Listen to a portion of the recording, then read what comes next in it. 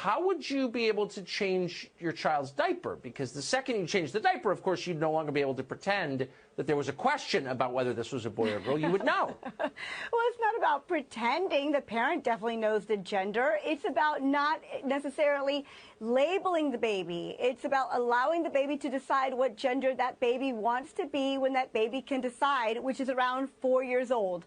So from 0 to 4, the baby will not be labeled. The labeling theory will not apply from 0 to 4 years old. The baby will be a they-be, neither a boy nor a girl, whatever gender that baby chooses to be. What other profound life decisions do we think people ought to be making at the age of 4? Are there any others? Well, whether to get a tattoo, whether to get married, enlisting in the military, voting, drinking vodka, smoking Marlboro Reds. Is there anything else that we think 4-year-olds are ready to decide? This isn't actually a profound life decision. I mean, biologically, there's nothing really going on from 0 to 4 in that area that affects a person's life.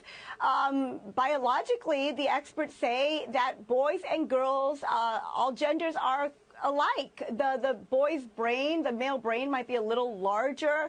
The female's language might be a little bit more advanced. Okay. No sexism on my show. Hold on. Whoa, slow down. No, here you're out there like boys' brains are larger. And I just want to say that kind of toxic masculinity has no place on this program. Thank you very much. But that's all they can think of. The bottom line is, all they can think of, like, difference in brain size, difference in genitalia, difference in bone structure. Just minor things like minor things like that. Not perhaps, like factually.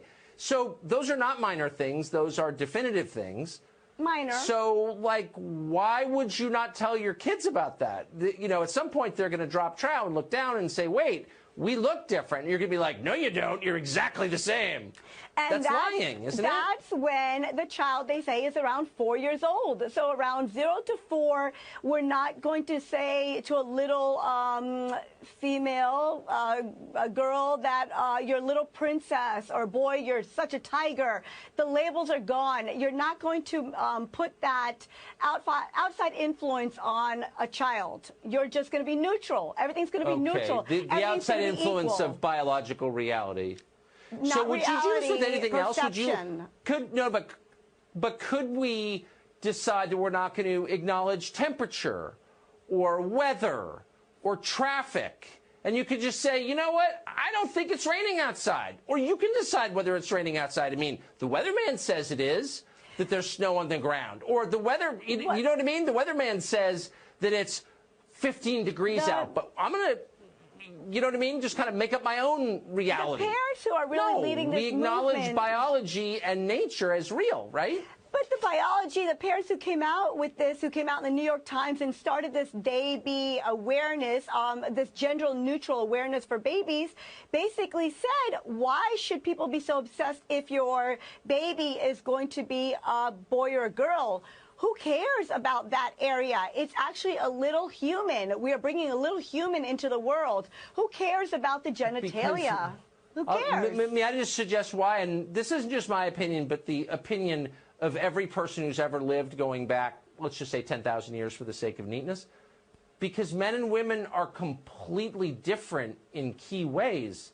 Babies? Can we not say that anymore? Babies are different. Babies aren't different. They're little human beings, and there's really not much of a difference between different genders. No. There is no difference. And men and women, we would say, are equal. I'm trying to laugh so I don't cry.